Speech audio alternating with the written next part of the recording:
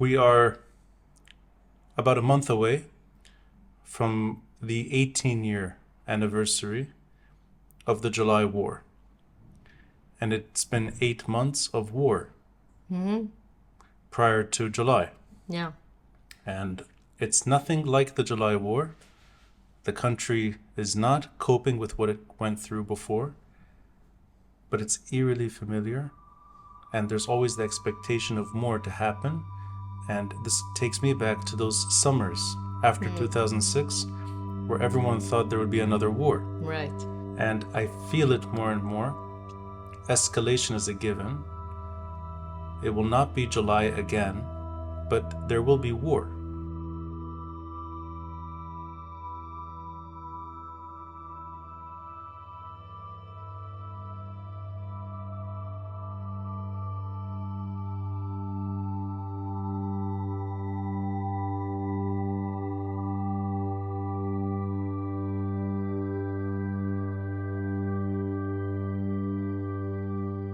It was the summer of my second year at AUB, and I was taking summer courses, also doing an internship at an association. And I remember being in one of the classes, and the professor said that this morning something happened. Israel hit some village in the south and killed this much number of civilians. And that was like, we couldn't tell back then that it's gonna be this actually the first few days of how many days was it, the war, July 2006 war? 30-some days. Yeah, 30-some days. I think it was, if I'm trying to remember, 34 or 33, maybe? Give or take, depending on when you consider the actual end to that war. Okay. But just over a month. Yeah. I don't remember the hostages thing when Hezbollah trapped Israeli hostages, but I remember learning about this incident from the professor. And after that, I don't know how quick it escalated, but I eventually went back to the north, to my hometown, and my internship was also kind of put to a pause. The association I was working with stopped their actual work and started doing relief work for that summer. And then I stayed in the north in my hometown, and were pretty secluded from what happened, except for like learning from the news and the usual the fear of Israel hitting a few bridges here and there, which actually ended up happening. I think the Casino Bridge was hit. Yeah. You spent most of it in the north. Exactly. So the first day of fighting, you were already heading home. Mm-hmm. I'll share my reflection, and you interrupt, and then you can take the lead whenever you want. But I want this to be understanding each other better, because we don't know each other back then. We know each other well today. We've known each other for the better part of October 17, and a little before that. But that's defined, I think, our political, let's say, curiosity about each other. We don't know each other at AUB. No. 2006, I was sitting at a preferred restaurant of both of ours, at Le Chef. Hi, Sherbil. He may want. And I was actually sitting at Le Chef with a friend who was visiting. A friend of mine that I actually insisted that she visit with me. And I was naive. I was taking a conflict resolution course in a conflict resolution program in Cyprus. And I say naive because it's probably the most well-intentioned group of kids talking about the future of the world with a lot of loftiness and hope. And I was one of those kids too. And you can imagine, it's catered more to the open-minded, the more liberal thinking. And I spent June and early July studying with a group of international students. And I convinced one of those students, an American woman, to actually hop over and visit Beirut after the course was over. And she did. She took up the offer. Okay. And because I'm limited with what I like, I said, you have to try Le Chef. Now, I don't know why I still do this until today. That's 18 years later. I still feel the same way whenever I go into that place. I want people to experience it. I was sitting at one of those middle tables when a camera crew ran inside, and on the news above was the operation that had happened. I think it was the night before, or Hezbollah, or maybe that morning. I don't remember exactly when, but it was on the news that Hezbollah had tried to kidnap Israeli soldiers across the border, and then they all died, and they were This is what happened? yeah. Oh. And Yeah, I don't remember it clearly. neither do I, but I think it was a few bodies that made it across to the Lebanese side were then negotiated over About later. returning the bodies, yeah. But that operation was in the background on the news, a TV in the background, and I was sitting with a friend, trying to explain to her that this is a great place to visit. None of us knowing what was about to happen. And the camera crew that runs in has nothing to do with the news. It's Anthony Bourdain. No way. Yeah. So I'm sitting, talking to her about life in this country. Right behind me is Anthony Bourdain, talking Yes. about Okay, right. This is the episode where you show in the background of his. exactly. Yeah. Yeah. You were wearing an orange shirt. I was wearing an orange shirt. Nothing to do with orange politics here, but I like orange. I like the color, so I was wearing it. And he comes in, he's talking about food, and it's an upbeat discussion. Yeah. So you have a visitor talking about that summer.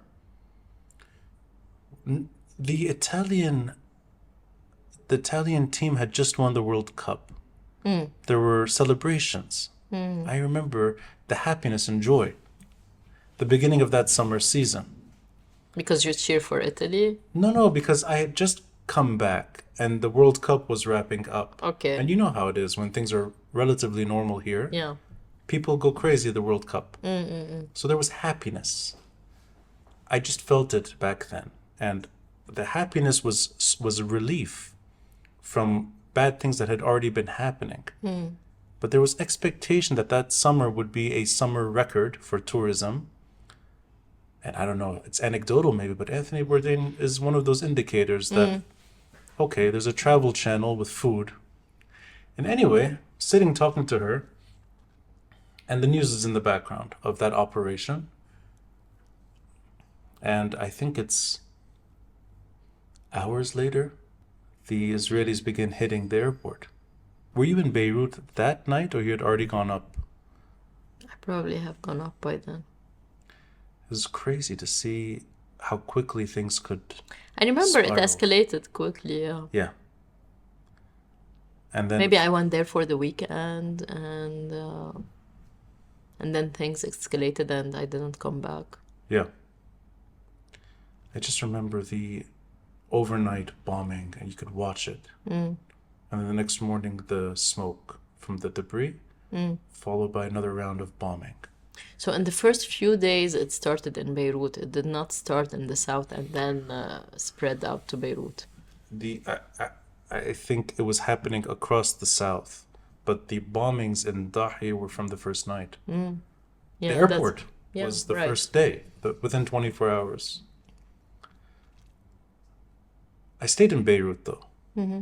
And to be frank, I didn't have anywhere else to go. I could have gone on one of those ships Because you're American. because I'm American. And the Americans were late. They were 3 weeks late.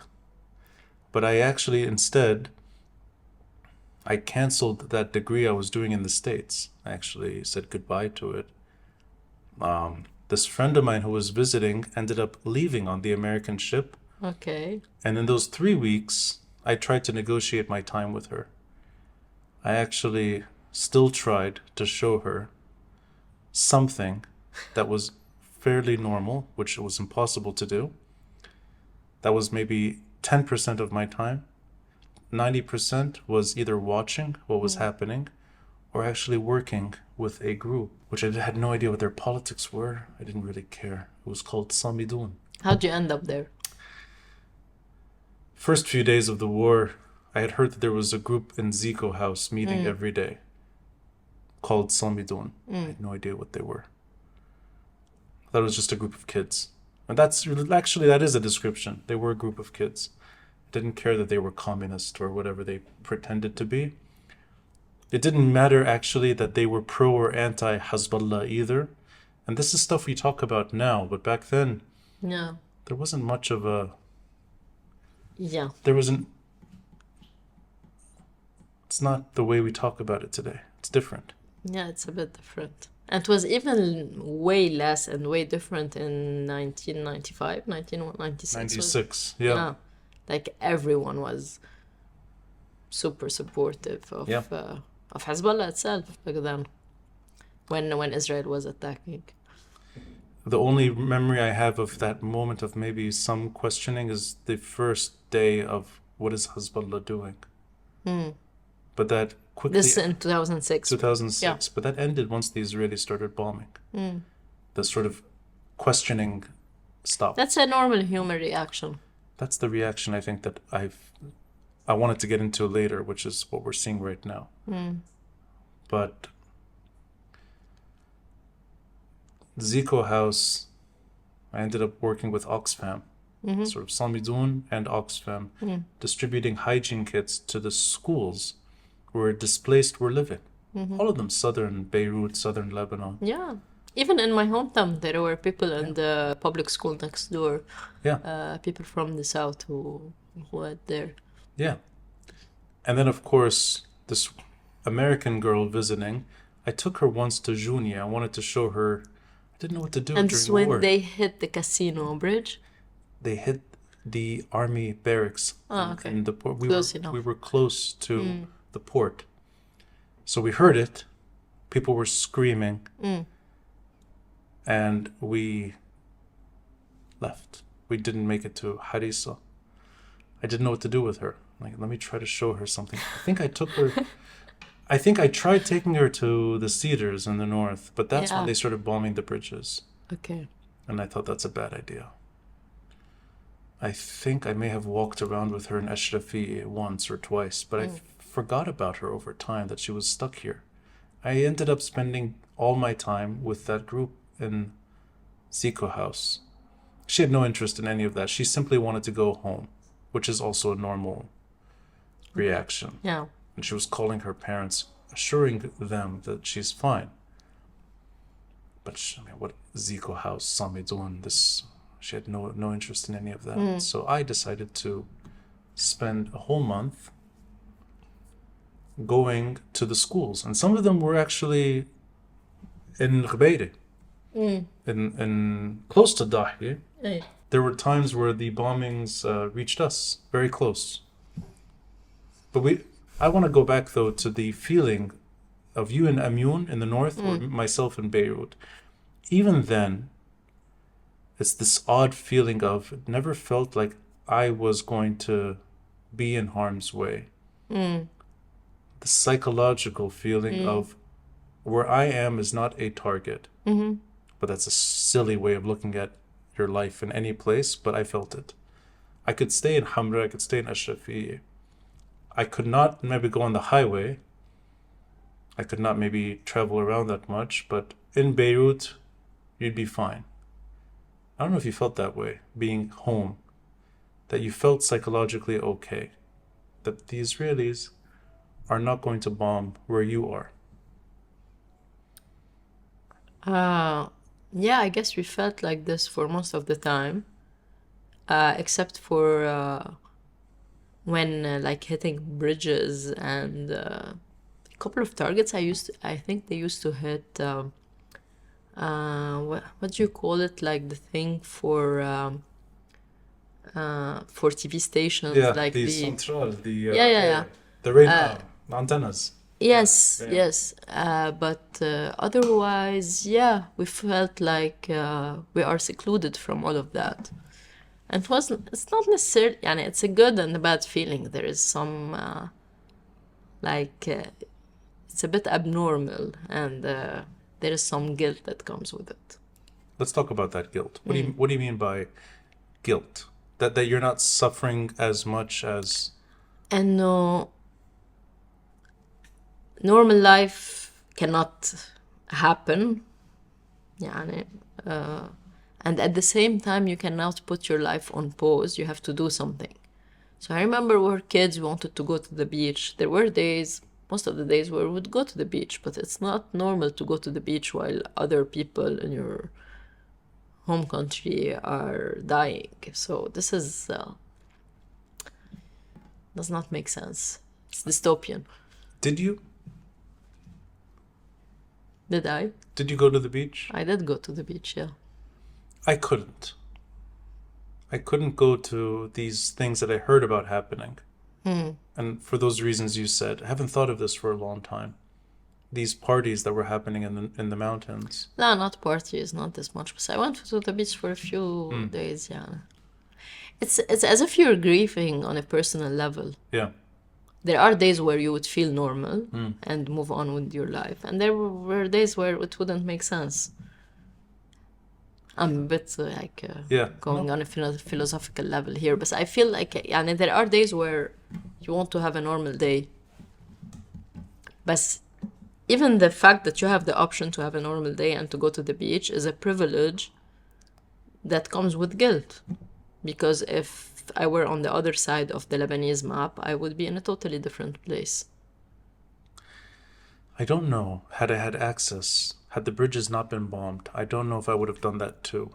But there were nights where there was, I guess you could call it partying in Beirut. I don't know what to call it exactly, but these few places that stayed open during the bombing, they would open maybe early and close early, or they would open late but limited. So I used to go to the Prague every single day.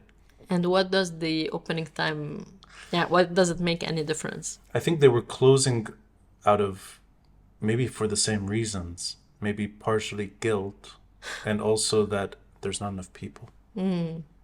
But the Prague would close maybe around 6 or 7.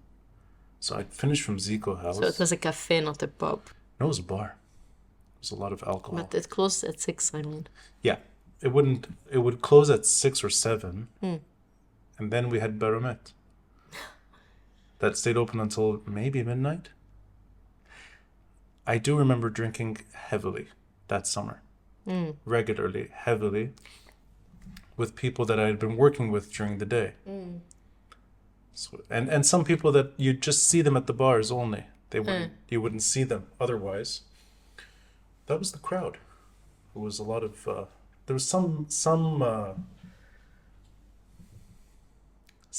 nightlife in that way, but that's not normal nightlife. And the conversations, the drunk conversations, were they all mostly about the war? It was everything that we talked about. But unlike today, Hezbollah, even though it came up all the time, I do think there was sympathy. And because the Israelis, like what they've done in Gaza, disproportionately fought Hezbollah after the beginning of the July War and that Hezbollah incursion, I think there was the association of you have to not think about what they're doing to Lebanon. Think about what they're going through right now with Israel, which is, you said it earlier, that's a human reaction. And humane, yeah. Yeah, but what makes... I'd like to go back, though, more into what we saw playing out. Because unlike today, the last 8 months, you and me, and everyone we know, has no expectation from Lebanon's rule in this round. In what sense?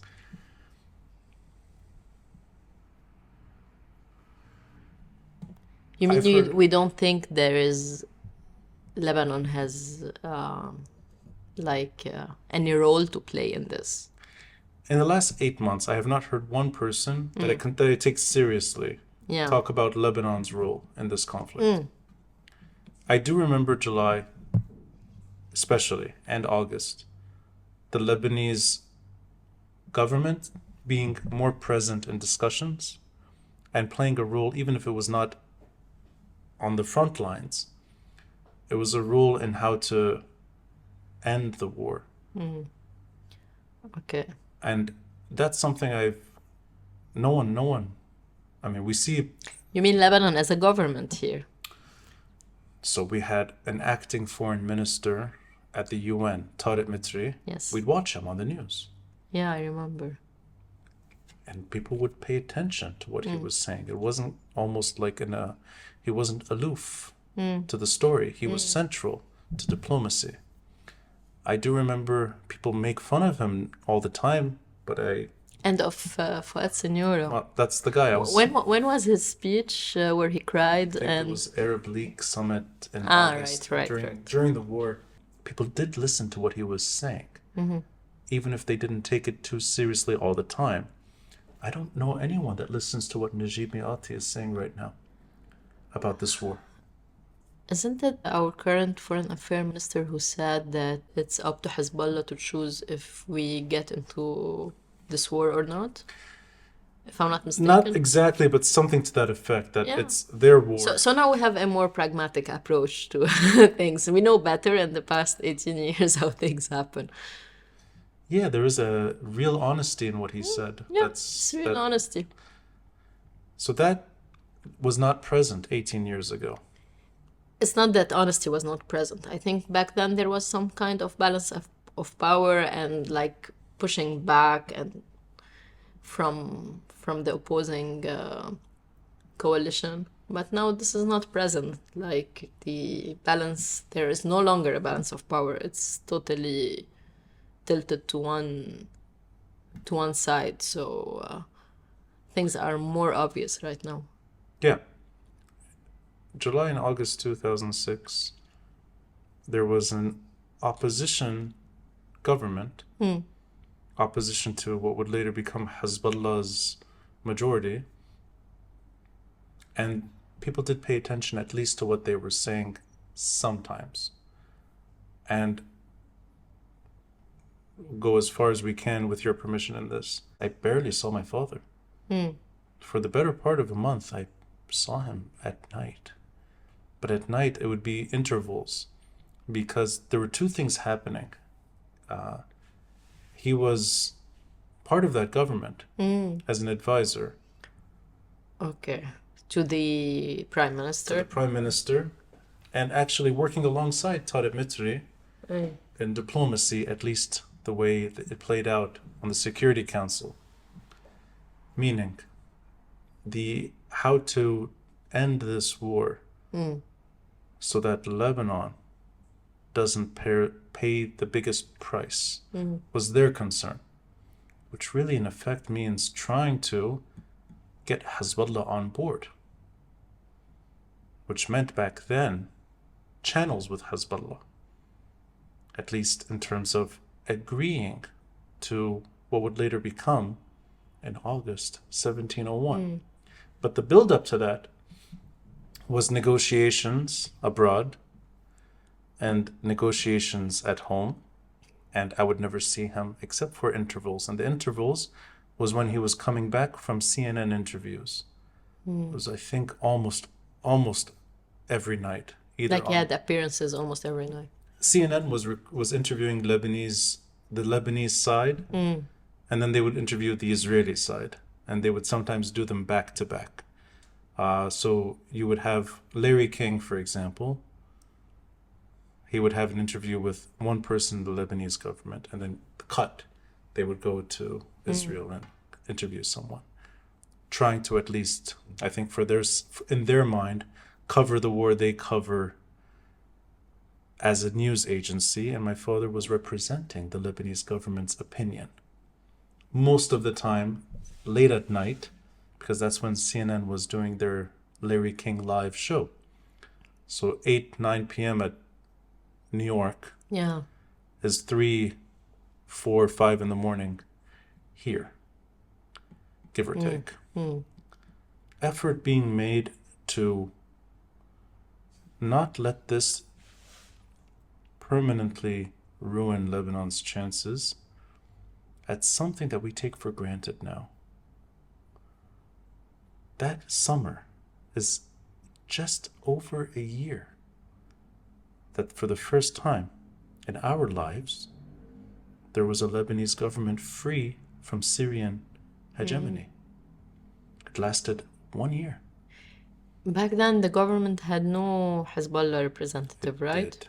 It did already? Okay. The 2005 government, the Yeah. quadripartite alliance, Hezbollah for the first time took part in Lebanese politics. So you were saying the efforts were made so that this chance is not ruined, and by that you mean having a government free of Syrian intervention. Having a post-Syria government playing a role that is closer to what the Lebanese government used to play before the civil war.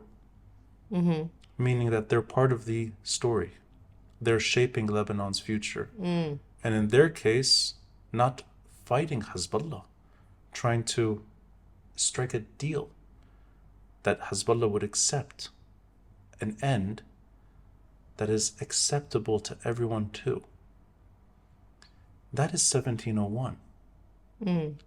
1701, its success was that the Lebanese government played a role. And its role is very difficult. Okay, now I get your point. Okay. So like the chance you're talking about was our chance for the first time after decades of Syrian presence in having like the government in charge of the like sovereignty of the country. Okay. In the middle of a war, there's no phone call to Bashar al-Assad about 1701. There are phone calls to Sarai. There's no shuttle diplomacy in Damascus when it comes to Hezbollah's needs. It's the Senora government trying to bring Hezbollah on board. And who's on the other line of the phone? Condoleezza Rice. Okay. Or it could be the Russians. Okay. When you're trying to get a Security Council resolution passed, a Lebanese government that's willing to talk to both the Americans and the Russians about what they need from that resolution is quite striking. That has not happened. Hasn't happened since, and it didn't happen before. The last time would have been the 60s. So you have a middle of a war. Israel is bombing Lebanon. At the end of that war, over 1,000 Lebanese are killed. 1,200, 1,300, if not more. And then injuries are all over the place. Institutions are being bombed. Infrastructure is being bombed. Power plants are bombed. Highways are bombed. The airport is bombed. This is a country coming out of Syrian occupation. It's a country with a government for the first time playing a sovereign role that it never played before. And a government that had already been taking a hit. This is a government that had already lost a lot of its allies. How? Remind me. From what is now referred to as the March 14 moment, up until July 2006, the leftist wing of March 14 was destroyed. Leftist meaning the more left-minded political aspirations that appeared between February and March and what would later become March 14, 2005. You have both of them killed within days. The communist head, or former head, George Hewe. The Democratic left head, the very charismatic Samir. And then, in the background, an open-minded economist who dies from his wounds in April, and one of the most gifted orators that we've had the chance to experience, Shibran Twaini. Of course. for people. Forget Rafiq Hariri, even though that's the big moment, but that's a lot for a movement that's coming out of 30 years of occupation to lose its intellectual left that dared to cross into politics, and also lose its gifted writers and maybe its more persuasive anti-Assad critics, to still be determined to work and get things done the best they can, is suddenly facing a war between Israel and Hezbollah. It's the same government that's trying to make sure that Lebanon doesn't lose. There's still a Lebanese government today that plays a role, not the kind of role I'm talking about. Okay, could it be because the Lebanese government back then was in a better position in a sense that they were, quote unquote, aligned with the West, and hence they were in a position to mediate with the West? And as the pro-Hezbollah narrative used to say back then, they were being collaborators with Israel against Hezbollah. You know, the word collaborator, for me, used to bother me more because I used to take it more seriously, and that there's a subject that has to be discussed in terms of what exactly that word means. Now it's a word that is simply a word that I think is meant to describe a Lebanese state that is trying to minimize Hezbollah's role in defense. And that, I think, is what they call collaborator. The Lebanese government in 2006, the only collaboration they did was with Lebanese actors and Security Council resolution members. And the reason it's not a Chapter 7 resolution, even though that's what I think more hawkish parties, particularly in the US under the Bush administration, would have preferred.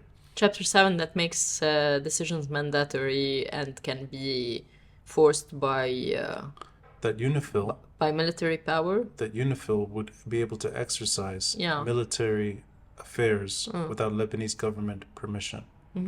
All right, okay. And the reason it's not Chapter 7 is because the Lebanese state was not collaborating with Israel. So there was a pushback from the Lebanese government that would actually be for the benefit of other Lebanese parties. The reason there's a Security Council resolution that Lebanon accepted is because Hezbollah accepted it too. And that's chapter, and I'll quote someone, chapter 6.5.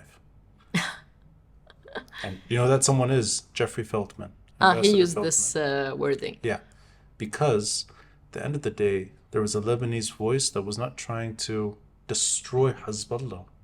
It's a Lebanese voice that's trying to save Lebanon from further violence. Yes, exactly. But the counter narrative was that, and now when I said the memories are coming back, is that this exact government was inviting Hezbollah to come here, get into a war, it is inviting Israel to come here, get into a war with Hezbollah, and rid them of Hezbollah. That narrative, I think, if that is, I don't remember that train of thought, but I don't remember Fuad Senora calling Hassan Nasrallah to go kidnap Israeli soldiers, or encouraging Hezbollah to get involved in a war. What I do remember is a Lebanese government caught off guard. And I also remember a Hassan Nasrallah not expecting that kind of retaliation. And I remember... Exactly, if the retaliation, sorry to interrupt, if the retaliation was exceptionally aggressive, this means it was more of an Israeli decision to launch the war than it was a Hezbollah one. Okay, they used maybe the kidnapping thing as an excuse, but yet it could be that Israel is the one that decided to go on a war that summer. The Israeli government launched a massive attack against Lebanon while fighting Hezbollah in the south and in Beirut. That is true. The Israelis made that calculation, and the Lebanese government made its own calculations on how to find a way to end that war. And the reason I think that we don't really talk about this enough, maybe, is that the Israeli attack on Hezbollah is not something that's just meant to intimidate Hezbollah. That's an attack that's designed to cripple that group. Right. And if possible, from the Israeli side, prevent them from being able to attack Israel again. Like they say they're doing now in Gaza with right, Hamas. With Hamas. It's the Lebanese government that is in the way of that, meaning let's end this so that this type of violence is a month long, not a year long. The reason we kept thinking about a July war summers later is because all of us were imagining a second round. 1701 did not happen because Israel pushed for it. 1701 happened because a Lebanese voice emerged willing to try and play a mediating role with Hezbollah. And it's important. Hezbollah accepted 1701. That's the Lebanese state doing its job. And the round 2 of war would have supposedly happened because Israel would go on another round trying to end Hezbollah. That was the fear back then? I think all of us back then imagined this ceasefire as temporary. And that's because 1701 was never fully implemented. It's Hezbollah's calculations over time, and it's Iran's calculations over time that shift its priorities. But that in 2006, Hezbollah was fighting Israel in July and August. By September, UNIFIL's numbers were growing. The Lebanese government survived. And for the first time since 1975, the Lebanese army went to the south. That's the Lebanese government playing a role in international politics and local mediation. And that's impressive. Of course. We don't like to talk about it, I think, because either a lot of us don't know, we don't necessarily follow the news all the time, or we've been spoon-fed another narrative, which is, I think, closer to what you were saying earlier, which is the Lebanese government is just bad in its inception. I know you've been posting about this, but can you please restate what were the main points of 1701? There are many, but the three pillars are that there's a local government that will take matters into its own hands. By that, it means the Lebanese government, meaning the prime minister, the Lebanese government, the executive authority, not a symbolic gesture, a real gesture, exercises full control over its geography. And in 1701, there is a reminder of previous resolutions pointing in that direction. One is 1680, and the other one is 1559, which we know much better, in 2004, which is primarily disarmament of all sub-state groups with weapons. And that includes Hezbollah. So that's... There was no time frame for the application of this. 1701, there were durations of expectation, but clearly the resolution's never been fully implemented. So it's pretty close to what happened to Ta'if and the presence of the Syrian troops in Lebanon. I've heard it maybe accidentally, but I've seen it referred to as a second version of Ta'if, meaning it's an aspiration, not a resolution. But you know what? Implementation still matters, and it was never fully implemented. But how did Hezbollah agree at this point? Let me go back to the three pillars. It's local authority. So imagine this. Najib Miati challenges Hezbollah's defensive posture, and Najib Miati insists that Lebanon not drag itself into this round of war between Israel and Hamas. That's 1701. It's the Lebanese army has sole executive control and authority and can request assistance when needed to patrol the border and the border in its entirety, from the blue line, which is what's happening now, to the border with Syria. So imagine this. Joseph Aoun is coordinating with UNIFIL for extended operations meant to keep the peace on the blue line. What does that mean? It means effectively challenging Hezbollah.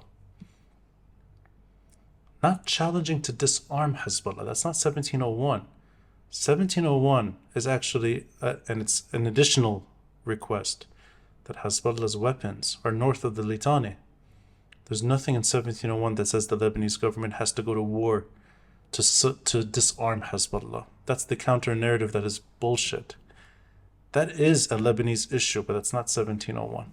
Yeah, but the first one is Local authority. local authority, no sub-state groups. يعني disarming Hezbollah, the first one. Local authority meaning extending the Lebanese government's control throughout its geography. In what sense? Meaning the Lebanese army has control over its Okay. over everything in Okay. terms of monopoly of violence. Okay. Again, these are not Chapter 7. It's not a Chapter 7 resolution. So that's also important. This is a roadmap. So one is executive. The other one is army.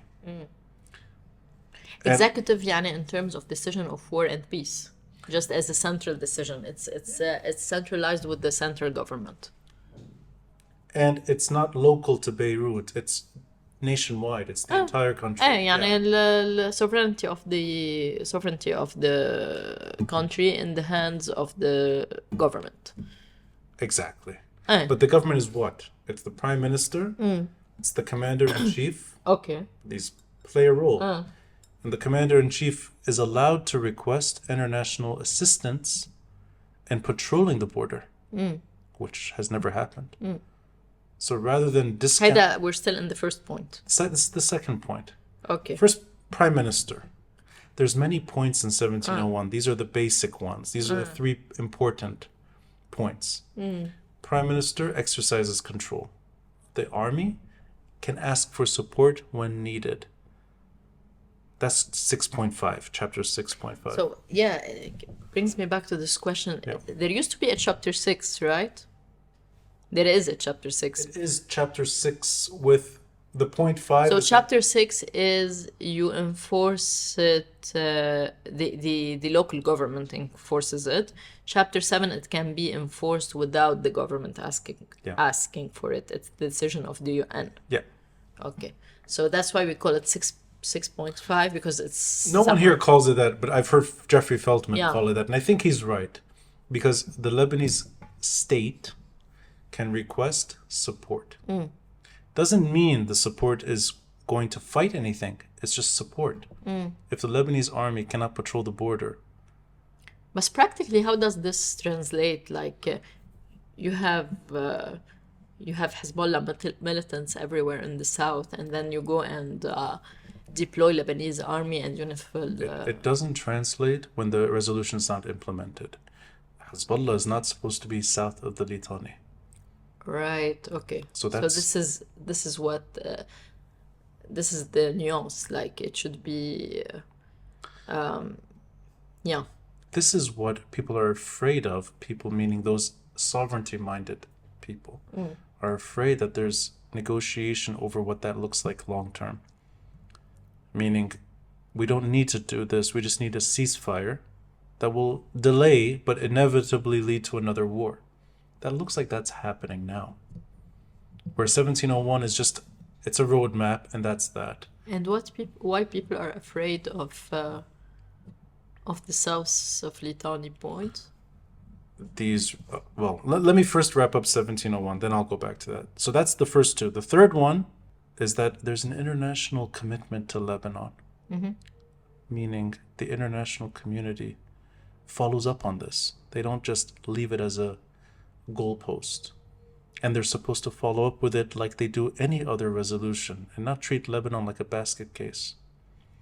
None of this has actually happened, with the exception of that it was accepted. Clearly, it's not working because Hezbollah on October 8 determined that none of that matters. What matters is that they have defense and security under their wing, not the Lebanese state. The concern is that this is going to end in a ceasefire that's temporary. The Israelis are in a war of caution, and sorry to use this word here, they're not engaging Hezbollah in an all-out war. They're not treating Hezbollah the way they're treating Hamas. And if rational can be applied here, probably both sides are engaging each other with extreme caution. This is not to compliment Netanyahu or Hassan Nasrallah, but this is not an all-out war right now. But the fear is that if the ceasefire holds, meaning that Hezbollah moves a few kilometers north, and then there's some bargaining, you could end up exactly doing the opposite of what 1701 was meant to do. 1701 was meant to resurrect the Lebanese state. Stability is the opposite of 1701. Stability that grants Hezbollah leverage is actually the end of 1701. So I think that's where things are being played out. Yes, but of course it's gonna happen, no? Because 1701 in its essence wants to give the full control to the Lebanese state, to the government. And this has been a cause that has been lost years ago. And now we're like the players are operating in a different rules of the game. Yeah. Where it's where Hezbollah is the only player in Lebanon. So why would Hezbollah give away their power? You're right. This is where we are. And I think that is a reality all of us have adjusted ourselves to. But it's just important, I think, to look back on less than 2 decades ago. Post-Syrian withdrawal, almost the same circumstances emerge. Much more violent, much more emergency-oriented. But a Lebanese government willing to take the lead as best as it could. Now you don't have that.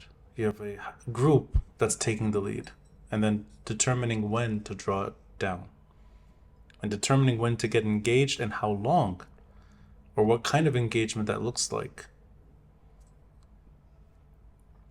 I'll make it more immediate. You have a Lebanese government proactively seeking an end to war that helps Lebanon, doesn't hurt Lebanon. And today you have a passive government seeking an end to the war that hurts Lebanon more. I wanted to touch on 2 things here.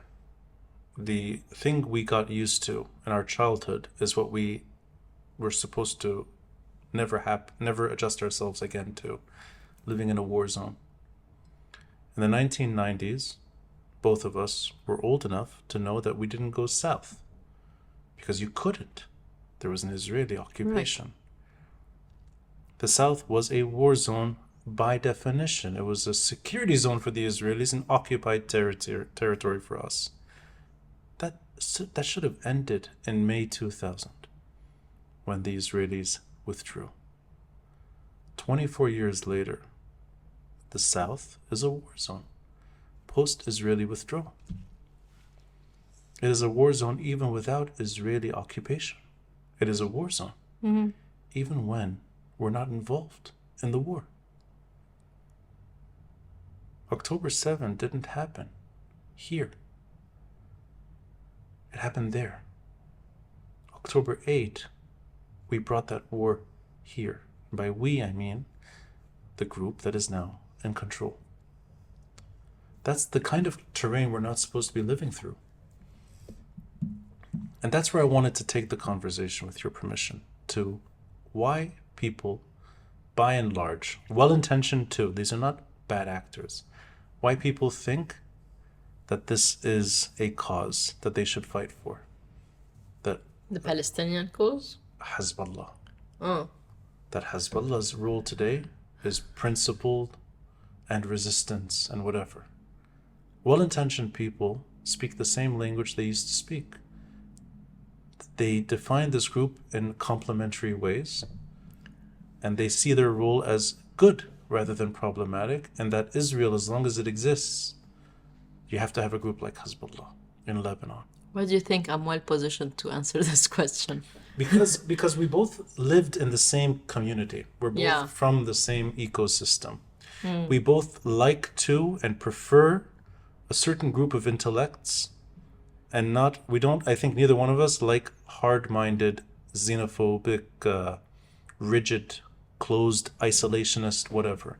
I think we're open to the world, and we're open to good thoughts, and we like, I think, that crowd culturally, and I think that's the thing that attracted us to each other in different ways.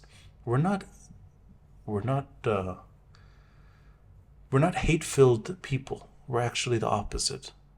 Why is it that our entourage is closer to the problem than they should be? And by the problem, you mean thinking that Hezbollah is playing a good role right now? Thinking that it's a just reaction to October 7 and that it's a war we should be fighting. I think it's pretty emotional.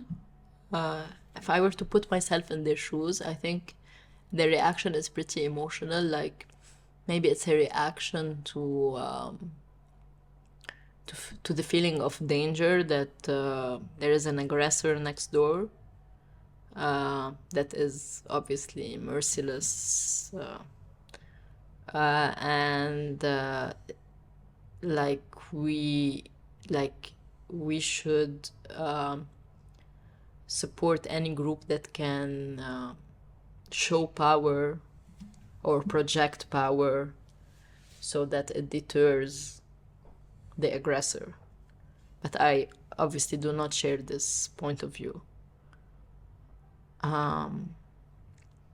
Because I believe if Hezbollah were not here, there would be no reason for Israel to come and attack us. Of course, there are people who would go and dig into the ideology of the creation of the state of Israel there, and where, I don't know, some Israeli intellectuals or whatever we may call them, aim to have all of this region part of the state of Israel. But this is pretty far-fetched for now, and I don't think there would be a reason for Israel to attack in the first place if Hezbollah is not here. I would go further in both directions, and I'll start with the more problematic. Hezbollah can be here, and they won't fight Hezbollah. October 8 is what brings that response. But October 7, the Israelis and Hezbollah are not fighting each other. So I would go further in that direction. The other direction is that I agree. I think a lot of well-intentioned, sensitive to the Palestinian plight community, and I've heard this is not a Lebanese thing, this is an international thing. They really believe the Israelis want to settle Lebanon. They want to build settlements in the south. They want to ski in Faraya. Yeah, because there are voices in Israel that say this. And they want our water. It's not out of the blue, yeah. They want the litani, whatever's left of it. Yeah, there are some whack jobs in Israel, and there are some whack jobs in other countries that have said that stuff too. But I think that kind of far-fetchedness, which is what you said earlier, cannot be the reason why people support Hezbollah by default. I think it goes further. There are people, and I know this because I've heard it said word for word, I'll support anyone that fights Israel. Could be anything. It could be Hezbollah, it could be Hamas, it could be something even worse maybe. As long as it's pointing a finger at Israel. Even if it destroys the place you call home. Has to be good. So I think there's that. And also, there's a odd power play, and that anything that's perceived to be the victim elevated to this holiness stature, where it doesn't matter if Hezbollah launched October 8 from Lebanon. They're the weaker player. Israel's bombing, therefore, they have to be good, and they're good for us too.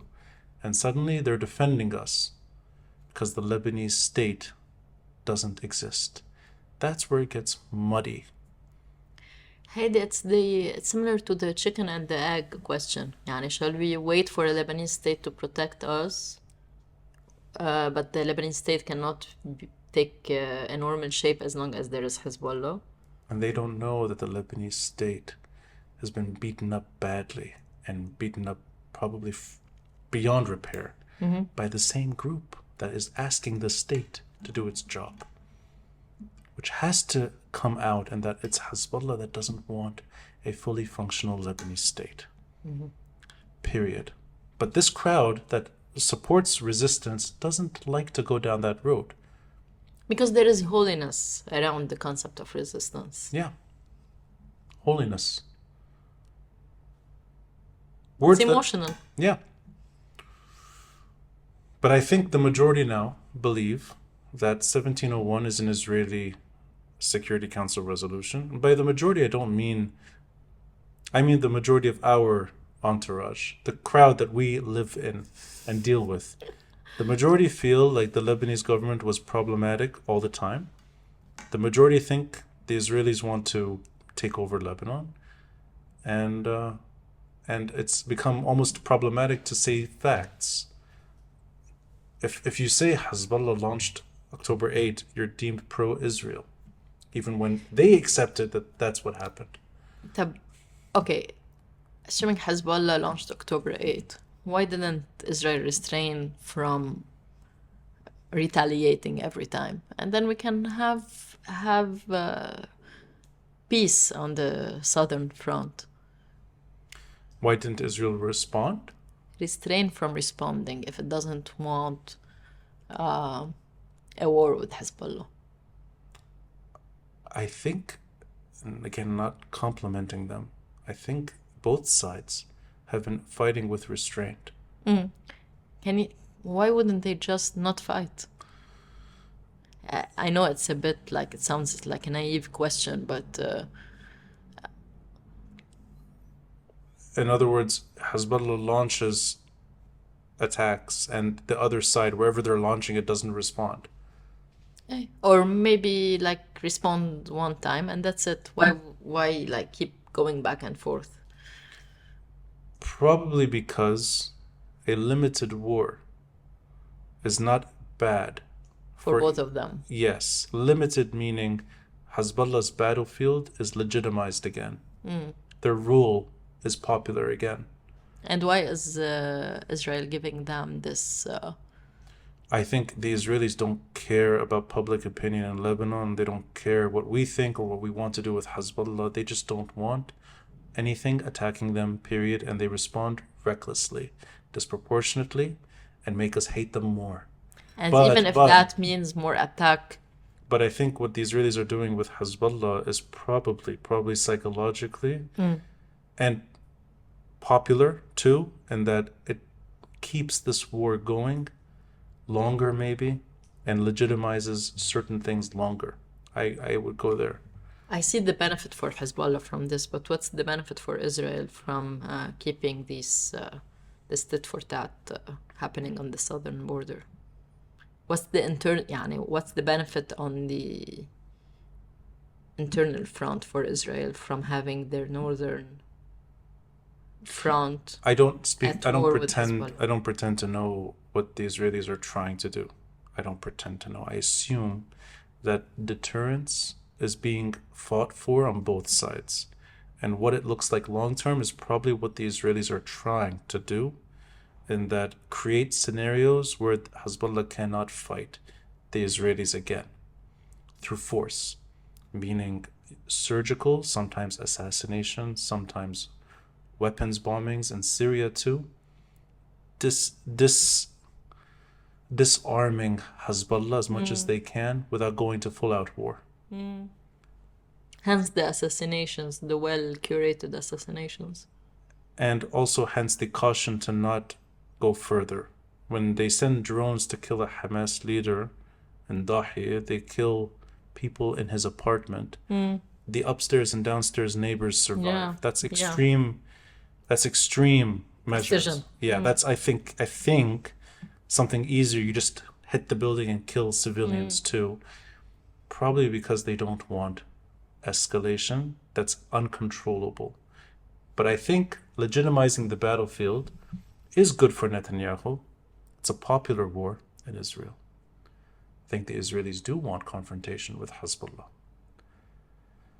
I think Hezbollah is happy with a tit-for-tat scenario that they can survive through, not something that they can lose.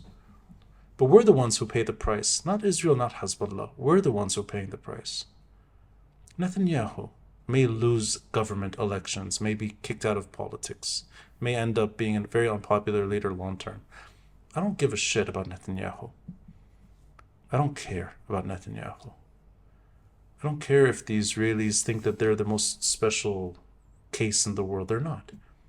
They're not. I don't care about Israel's not my concern. My concern is here. So you were saying that a war with, like a full-fledged war with Israel is inevitable. I want to ask you why. Do you think so? Under these circumstances, I think the Israelis would go to war with Hezbollah eventually. These circumstances. And by war, of course, we mean a full-fledged war like the July 2006 war. No, not necessarily, no. They are already at war with Hezbollah. Yeah. Under these circumstances, meaning Hezbollah stays in the south on the border, UNIFIL is just a monitoring force. The Lebanese government is aloof to what's happening.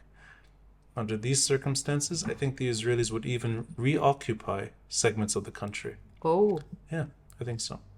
And why so? Probably two reasons.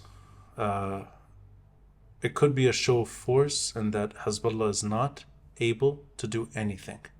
That includes prevent Israel from going in. They may not occupy a village. They may not occupy people, but they may cross the blue line and hold a certain amount of geography as a buffer zone. That I think could happen. That's a big psychological defeat for Hezbollah. That's psychological. On the military front, I think they would never allow this kind of situation to happen again, where there's a sub-state militia capable of pulling off any operation, period. October 7th to them, I think, is the end of that situation. Through the most brutal show of force. They can't get away with what they've done to Hamas and Gaza. They can't get away with that here. It would be too bloody for them, and they may not even win. That's why they were here for so long to begin with. I don't think they will ever reoccupy the south and deal with Lebanese. You just said they would reoccupy a few... Not the old southern buffer zone that they created for themselves, but they may take land. Just for the symbolic aspect of it? It could be for monitoring, it could be for a show of force, it could be for... Symbolic. It could also be to push Hezbollah to the negotiation table. So, you and other analysts were saying all the time that, if I'm not wrong, that you don't expect a full-fledged war, and you used to state many reasons. So what changed in your analysis? What triggered the change? Not a full-fledged war. I don't think there will be a full-fledged war, but a drawn-out battle. Like it's gonna drag for a long time.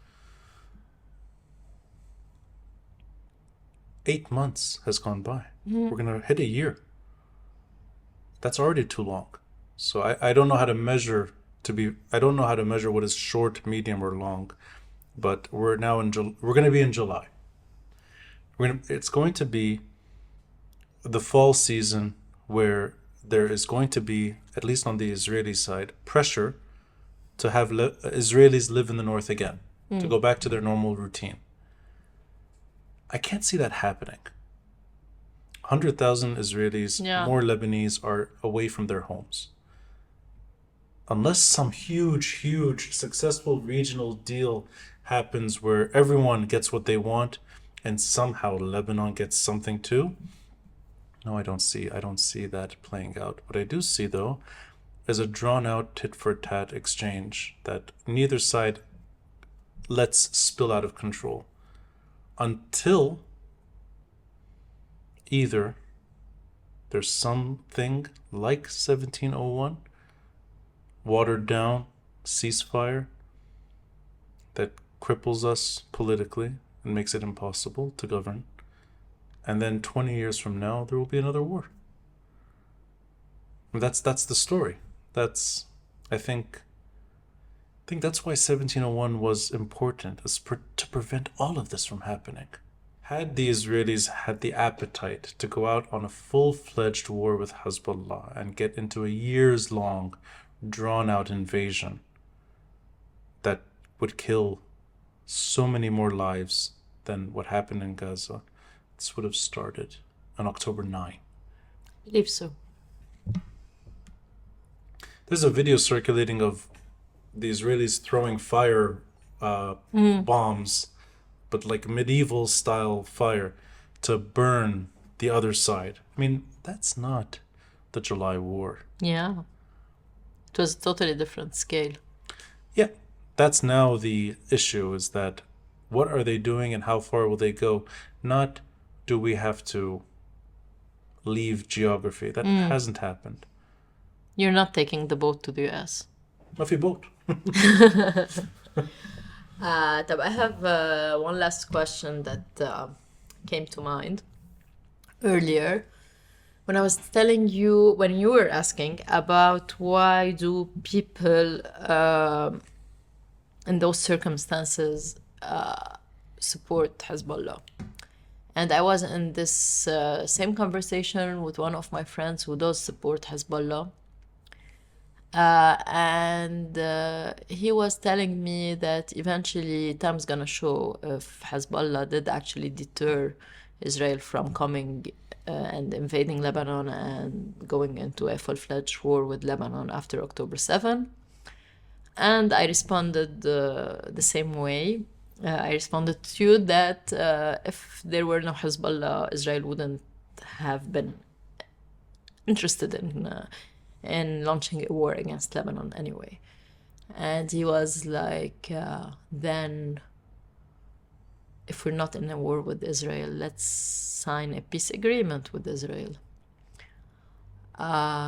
We don't need resistance then. So what's your take on this? I don't need or want or care for any relations with Israel. What I want is the only thing I want is to not let two things happen. The first is I don't want the partitioning of Lebanon. I don't want it either. I don't want a homogeneous, along religious lines, breakdown where the worst instincts win and all of us lose what made us rich to begin with. The reason this country is special is not because one group lives here.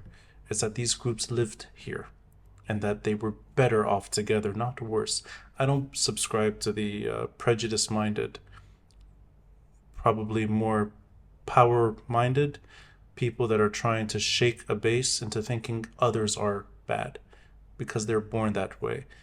I'm not a fan of dismissing the South or dismissing Shia or thinking a Hezbollah supporter is less Lebanese than myself. And on the other end, I don't think because you're from Zahle or Bsharri or from Kisrwan or from wherever that you're culturally superior.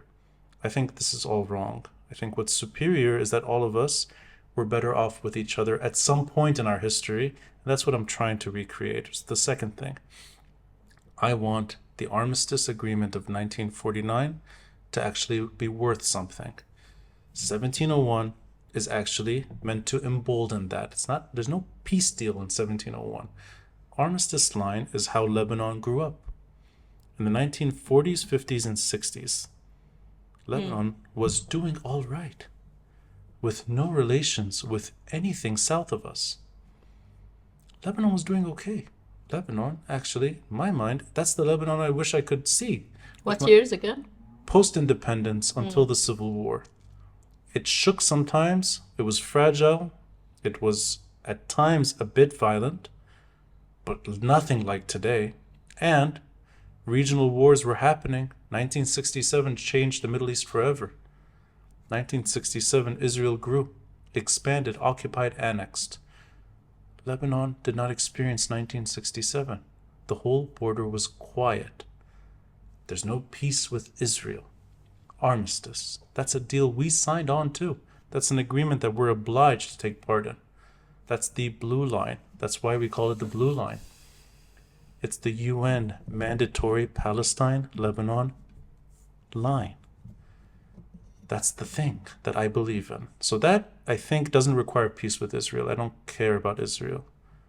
I don't care about Israel. I don't give a shit about Israel. I care about victims suffering. And when I see what's happening in Gaza, the only thing that comes to my mind is the plight of the Palestinian people and how much they have suffered in my lifetime. Imagine from from the 1930s until today. I can't relate to this. This is an existential issue for that population. They've suffered the most that I know in terms of this region, and they deserve far better. What also comes to mind is not losing what I have already, which is a shadow reflection of what was once a shining star. There's no reason to throw Lebanon away to make a group that's hurting feel falsely that a group fighting from here is doing their bidding. No. I don't think the Palestinians or Lebanese need Hamas or Hezbollah to define their plight. But Hamas is not my concern. The Israeli-Palestinian issue is bigger than us. But all we have control over is this tiny little place, not making it uglier and really a lot less of what it should be, which is just, we're in our prime and Lebanon is not. We're in our prime in life, but this country is in its worst state.